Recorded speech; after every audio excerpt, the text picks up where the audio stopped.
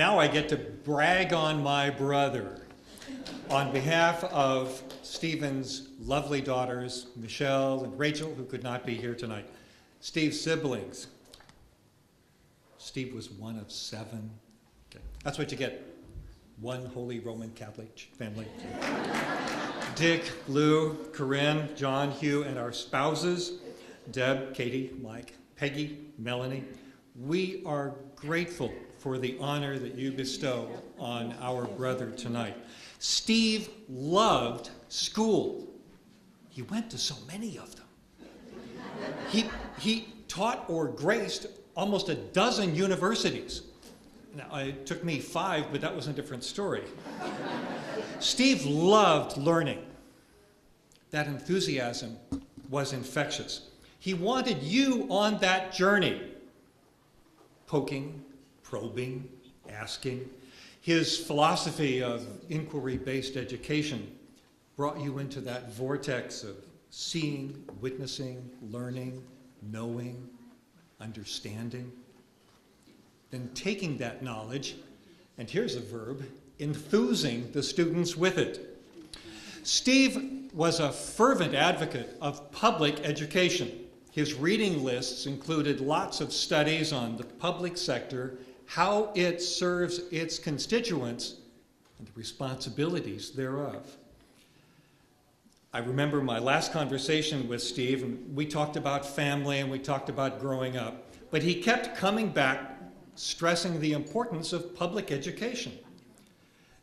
As an example, he reflected on the many people who ministered to him in his final months, noting that nearly all of them were products of 2-year or 4-year public education institutions.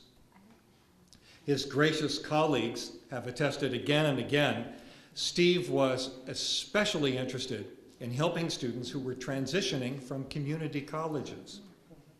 He knew where they had been, and he knew how to get them where they needed to go. Last fall, we talked about the fact that Steve and Susan lived on Binnacle Street. How appropriate. Binnacle being a nautical term. It's where the compass resides. It keeps the compass true. It keeps things accurate. It keeps things on course. In his last years at Channel Islands, Steve guided the school's ship. He steered the school's curriculum, explored new programs, and made sure that the courses stayed on course.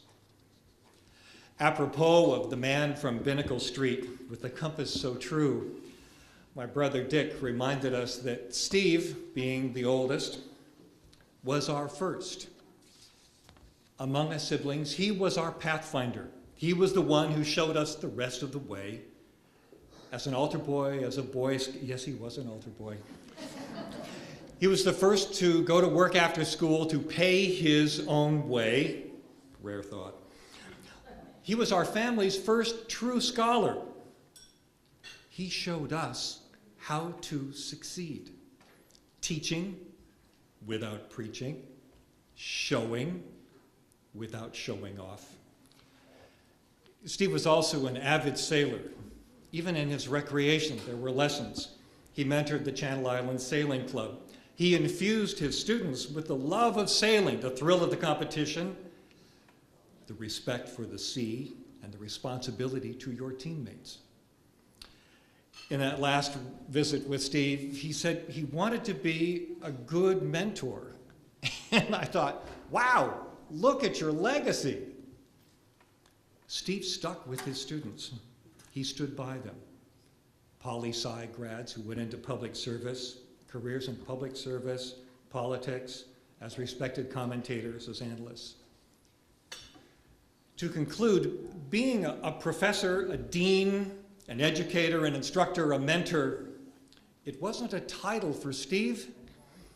It was the role for which he dedicated his life. For that, and for the honor that you present him tonight, we are grateful. Thank you.